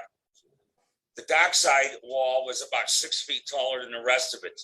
They bust down a piece of this dry dock. They flood the river, piss off the farmers on the other side. Trust me, they were mad because they were going to lose all their farmland. But they were going to flood the river. The water would flow into this dry dock and the ship would rise. My estimation is about 6 feet. So it would actually float. It just wouldn't go anywhere. And it was going to be a interactive hotel. You know, as you would have the employees would be actors. You'd have your, the maids and the deck officers would all be actors, just like you would have at Disney, you know. And we had actually designed the company I had to form to partake of this. I had to form a company in order for them to pay me. That's another long story. But we designed the whole wharf building, which would be a kind of a combination of the White Star Line shed. It was like about 5 different buildings all in one large structure. Then at the end of it would be the Southwestern and all this. But that would be where you would get your tickets for the hotel room. What it happened, they got a hold of me. I got an email one day in 2016 before Thanksgiving from a company called Celebrity Speakers. And I get stuff like this on occasion. So usually I ignore it, but this time I didn't. And I said, they said, are you interested in going to China and giving a talk? They'll pay the whole thing. I said, yeah, right. All right, if you're serious about it, give me a call. Well, they did. They called me from England. And they said that the Chinese are laying the keel for their Titanic that they're going to create. And they would like you there to give a talk about it, because you're an expert in all this. And I said, well, certainly it's because of these 2 huge books, right? TTSM. Oh, no, they don't know anything about that. It's because they saw you on the television special with Bob Ballard called Saving the Titanic with Bob Ballard. National Geographic came out in 2012. And they asked Bob Ballard to do it, and he told them to go scratch. So they called me. They told me they asked James Cameron too, but Cameron wanted $600,000. They told him to scratch or whatever. Are you interested? We'll pay the whole thing. I said, yeah, well, I guess why not? I had just went through a bad divorce, and so I was one of 3 people. I just couldn't figure out why they wanted me out of it. There's a lot of other great guys. Why me? But it's because I happened to be in that television show with Bob Ballard, and that was the reason why. So I said, okay, well, listen, when I go over there, can I bring these books with me, the TTSM, and can I present them to whoever's in charge? And they had to say, okay, hold on. And they got back to me and said, yeah, that would be fine. And then we will instruct you when you can give them the name of the man, and the chairman of the board is Mr. Su. Okay. So they paid for the whole thing. And they asked me how much I wanted. I just threw a number out, which was cheap, in my opinion, but that's what it was. Anyways, the general contractor of this whole project, the Titanic and the whole theme park, whose name was Charlie Dow, had hired Curtis Schnell as a set director. They had reached out initially to Peter Lamont from the Cameron movie, and Peter Lamont was, I guess, obviously not interested. Plus, he was getting up in age apparently. So he said, "Why don't you get a hold of Curtis Schnell?" So they got a hold of Curtis. They hired Curtis. Been working with them for probably a good 6 months before I got there.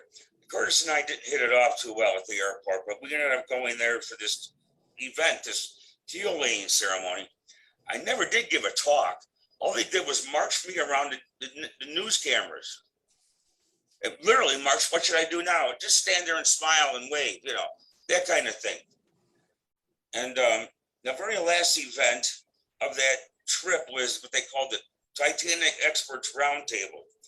And it was all the 7 investors, Mr. Su, it was Kurt Schnell, a couple of other structural engineers out of Hollywood, who they needed steel structure engineers to help build these huge ceilings for this indoor rivers of Venice and so forth. Because the Chinese were not comfortable with their own technology, so they had to reach out to the Vegas engineers. And they had the press sitting across, and I sat next to Curtis, and I had the opportunity then to present my book to Mr. Sue, which I did. I got a picture of that. All right, I gotta get to it. And I wasn't scheduled to say anything. They just sat me next to Curtis. So and they had the little, and they had the earpieces like you see with the UN people, you know, as somebody translating. So everything was translated into perfect English.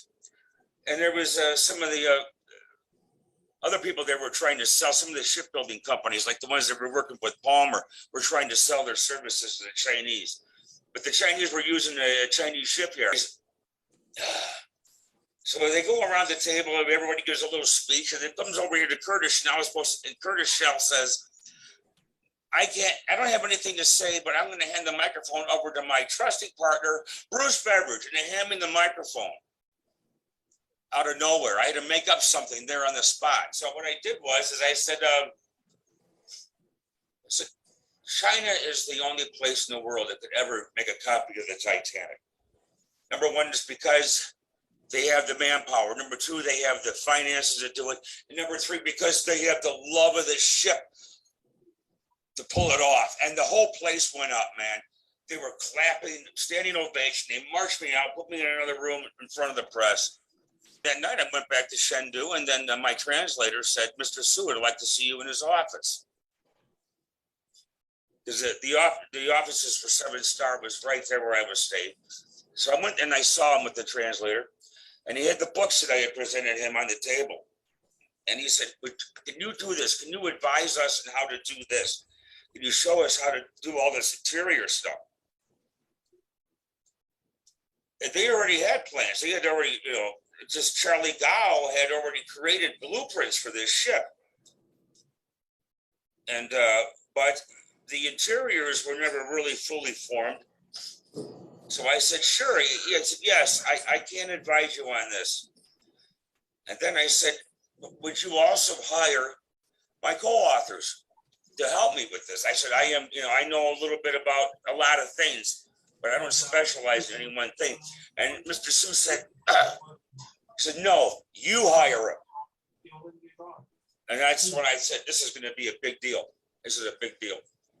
I figured, hey, if they're paying for it, let's make some money off of these people.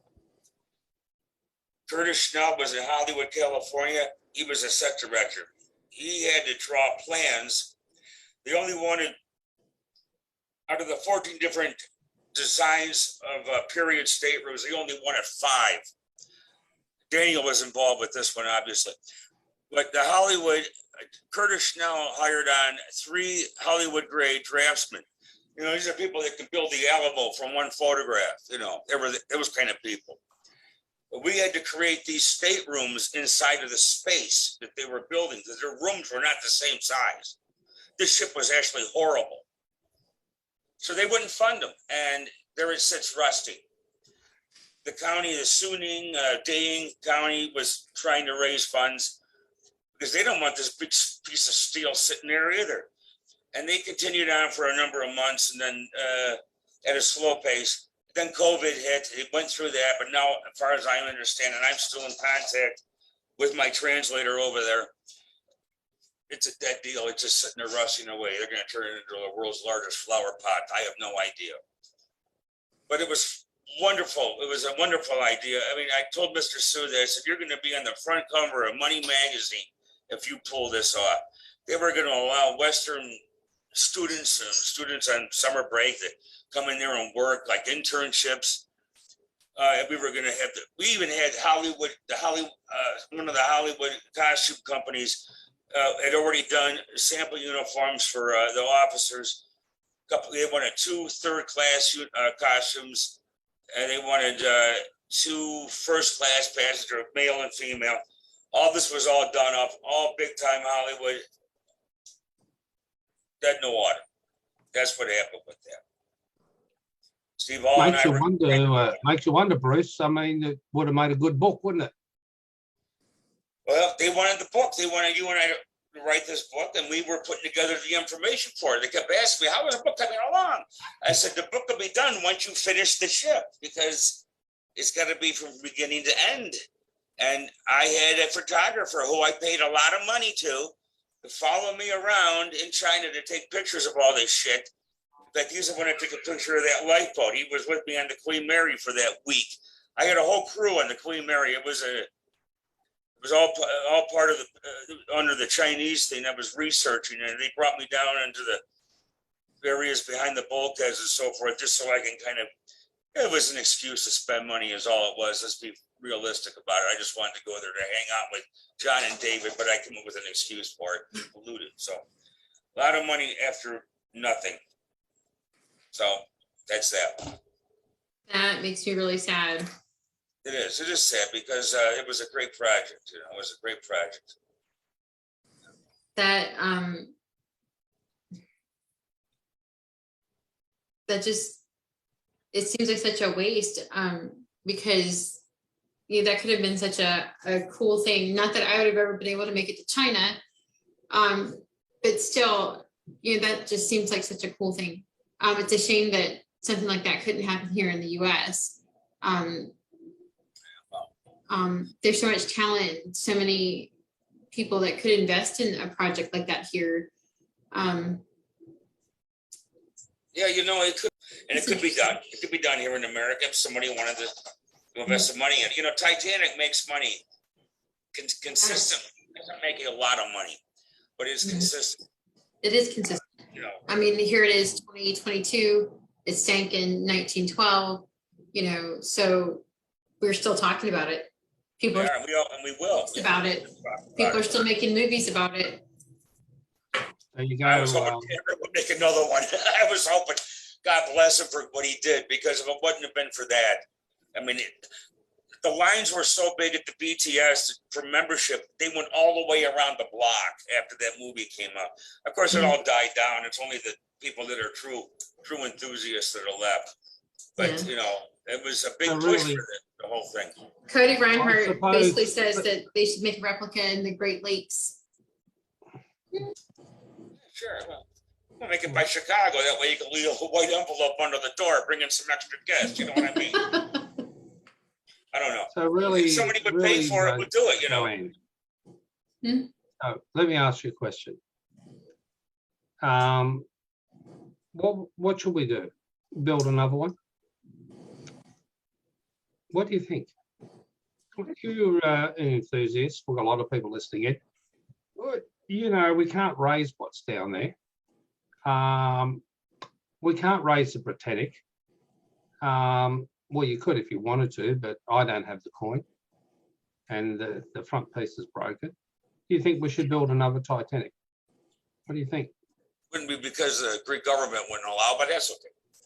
What do you think? Should we build another one? If you had a lot of money, would you build another Titanic? I don't know. See, Palmer was going to build one that actually sailed. So it's all going to be done to the modern, all of the regulations and so forth, the soulless stuff. Oh, by the way, the Chinese ship that they were building was also to whatever the Chinese version of soulless. And I asked them why they were going to do that. Why are you doing this to a ship that's not going to go to sea? That's another story, and I won't talk about that now. But so you got to have all the modern, regulations and all that. But so it can only be a ship that's actually a cruise ship that looks like Titanic. It's never going to be Titanic. You're never going to be able to rivet, shell plates together like that again. So I think somebody should do it. I don't know why not. Everybody said if I had the money, I would. I will say, Pigeon Forge and what's the other one? Branson, they're onto something there, because standing on the grand staircase in Pigeon Forge that's built to scale, it does something to you, because you're just standing there and you're like, because the first time I went there 2 years ago, we were late to my then boyfriend, now husband, we were late to the gala dinner. We were supposed to be helping set up for it. And we were like running to the elevators, and to get to the elevators there, to get to where the gala dinner was, you had to run through like where the grand staircase was. And I turned around and it was like breathtaking. It was like, oh my gosh. And it was just like, I'm in the grand staircase. And it's like, it's just something, it does something to you. It's just like, and if the whole ship was like that, I think it would be a worthy cause. Like if you walked into the dining room or into the cafe or into, you know, the grand staircase or out onto the bow or into the smoking room or into the gymnasium or, you know, into, you know, the Marconi room or onto the bridge, you know, if it had that same effect. And they have a replica of the bridge there too. It's like it kind of gives you chills. Like I had kind of the same experience walking to the bridge, put my hands on the wheel. It's just like, wow. Or I sat in the replica lifeboat. And it's just like, you know, this is kind of neat. You know, it's just, I don't know. I think maybe building another Titanic would be kind of cool. Not that I would ever. If somebody wanted to pay for it, it would be really cool. I know I can't pay for it, but somebody could, and other people can have that experience, and it would be like paying homage to the Titanic that didn't make it. I would like to see a Titanic that could actually make that voyage. So let me ask you, Joanna, right? Mhm. Having been involved in one or both projects for the rebuilding of the Titanic, right? Now, if I was to ask you as a lady, right, and no one ever asks this question. The questions are always phrased around to a man. Oh, did you like Titanic? Did it look strong? What do you think about this? Or, you know, does it look masculine? Whatever. As a lady, what is it about Titanic which draws you to Titanic? As a lady, there were a lot of ladies and women who are interested in Titanic. I mean, I'm sure you're not sitting there looking at the reciprocating engines and the turbine engine, and you're not looking at the bridge, and you're not looking at Marconi, and you don't care whether it's got 3 propellers, blades on the middle one, and who cares, and whether the rudder was small or what. As a lady, and there's a few listening to us here now, what did you like about it? What was it about Titanic that drew you as a lady? I became interested in Titanic. I've told the story a million times. When I was 6 years old, I was sent away to watch cable TV at my grandparents' house because they didn't want me to watch Dallas with them. So I was sent to watch anything other than Dallas in their room. And so I was channel surfing and I came across Raise the Titanic on cable TV. And I saw the part with the wreck coming up out of the water. Oh, it's coming up. And I was, as a 6-year-old, I was like, oh. And that same year, the wreck was discovered. And I remember seeing that on the news because I, like every 6-year-old, I watched the news with my parents. Wow. And I was just hooked by that point. And then I went to the library, the local library, and I checked out all the Titanic books, and I watched the National Geographic VHS that my library had about the discovery of the Titanic. I watched it over and over and over again. So I really don't know what the one thing was or even is. It's just something about it. The wreck, the tragedy, the mystery, the Edwardian time period, I guess. You got off on a tangent here. Do you have any questions or anything that we should be answering? Yeah, questions. All right, let's see. Okay, we kind of touched on this earlier. I think I heard you guys mention a couple things. I was curious about, you guys y'all have written quite a few books, and what is your go to like original source? Where do you get your information from? Like for these wonderful volumes of Titanic, the Ship Magnificent, Titanic in photographs, where do you get your text information from? I don't know where Daniel went with Titanic and photographs. The sections that I wrote, Steve and I wrote in there, were basically lifted from TTSM. Mm-hmm. But my reference material for those big books was to the original moldy, mildew, engineering. In Illinois, where I'm from, Northwestern University has got one hell of an engineering library. Mm-hmm. They got all that stuff. I only had to go to one place, spent hours up there going through all those, the shipbuilder, the engineer, the electrician, all those things. And the backbone of that book is all based on those original sources. Then, of course, we have the auction catalog, and Peskett's notes are mixed in there somewhere. So I always go back as the original. My local librarian, Robert Compton, whenever I would order a lot of things for the International Library to Loan thing that they have there, and it was incredible some of the things I was able to get. I was able to get advertisements and other. I mean, I never turned anything down, but it all had to go back as far as I could to the original material. Mm-hmm. I remember I had gotten like a catalog of the Sirocco fans or something to this effect. I remember when it came to the urinals and all that, the company that I don't know if it was Shanks, whatever it was that had bought out Dalton. They had a catalog. Bill knows about this one. Though it was, I think, a little bit earlier than the Olympic. I think it was Mauritania-ish. It didn't make any difference because it was all the same.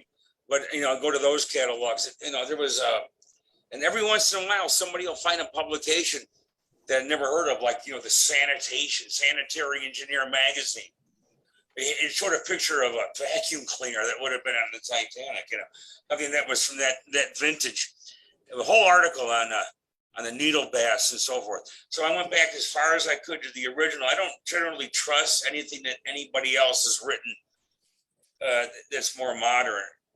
I always want to, I like to go back to the original as far as I can. That's my role, I was wondering about like the bathroom stuff and the bathroom fixtures and stuff. I was like, oh my gosh, where did they find out that stuff? So that's good to know, like catalogs and stuff.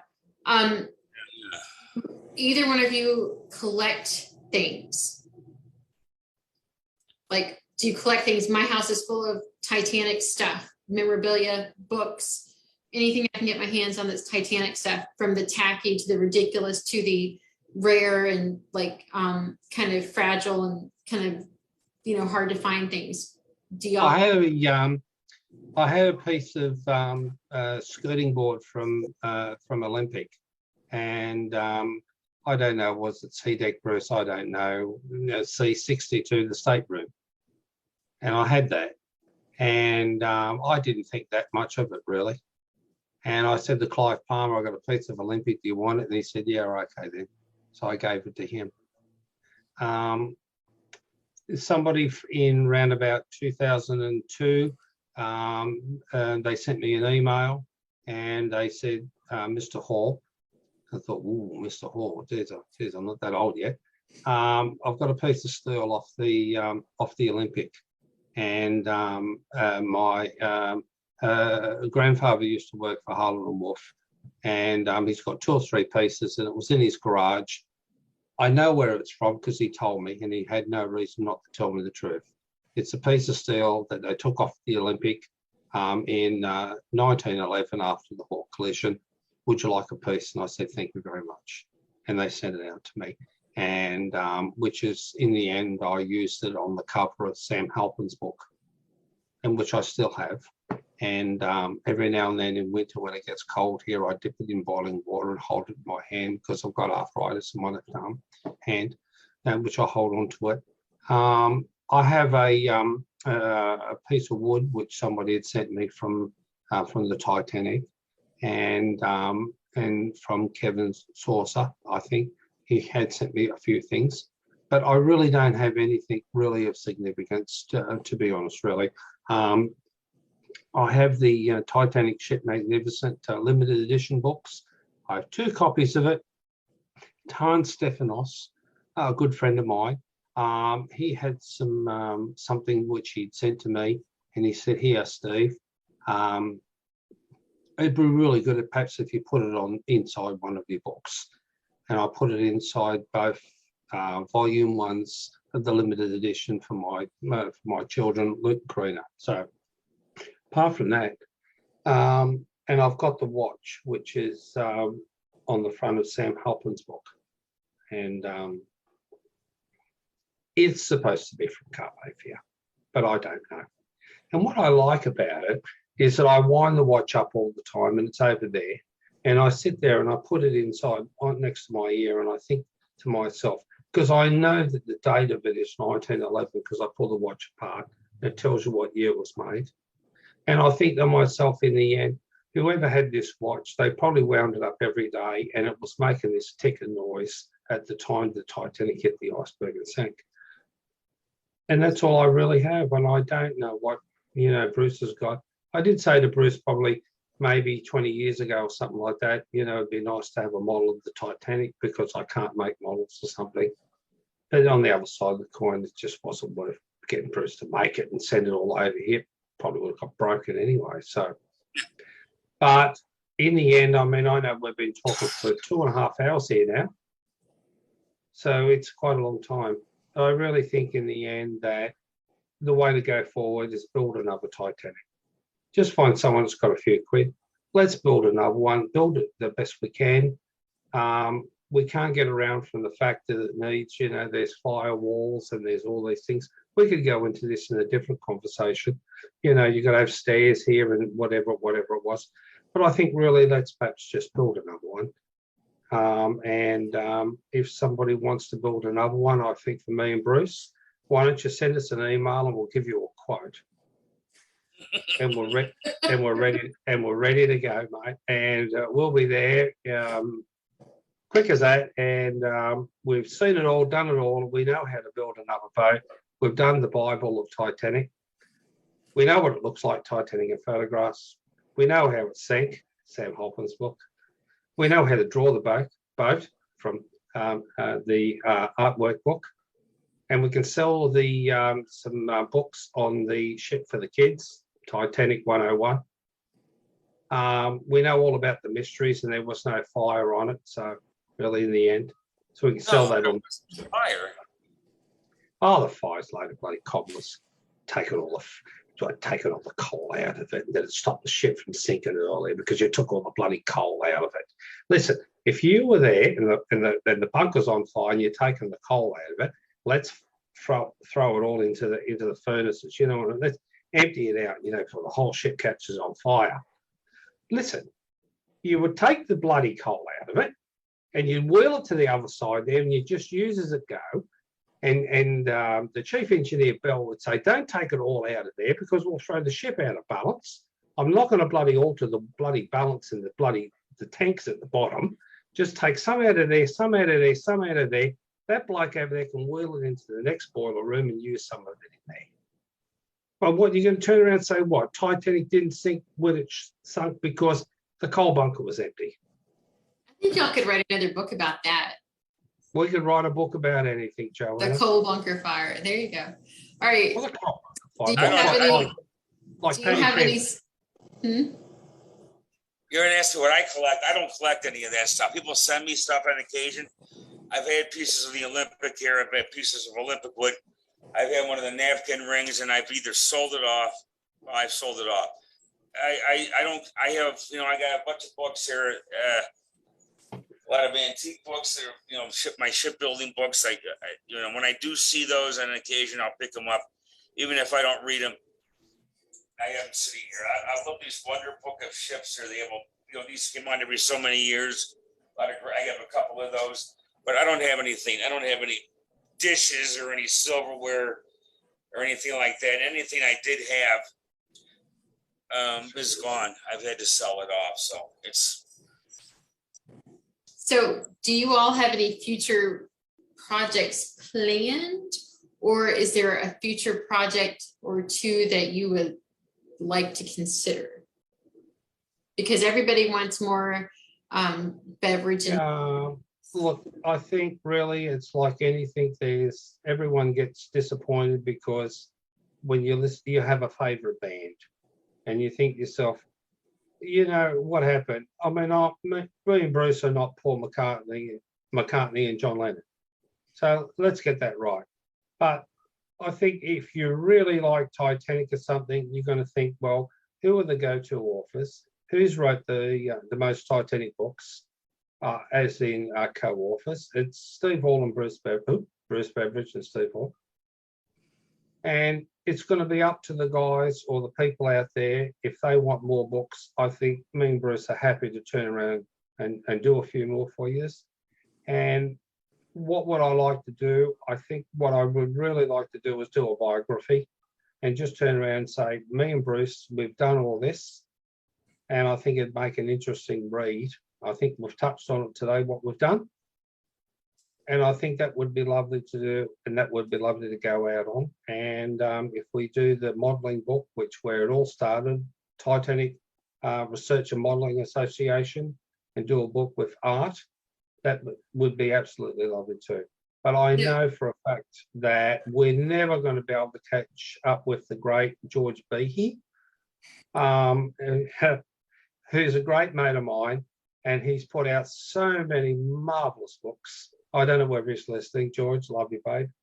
I would love to have done as many books as he could and have his knowledge.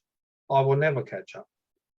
And as a co-authorship, maybe me and Bruce might be able to meet the number, but I think really maybe a book, Bruce, at least one, maybe two. So the modelling book and maybe a biography.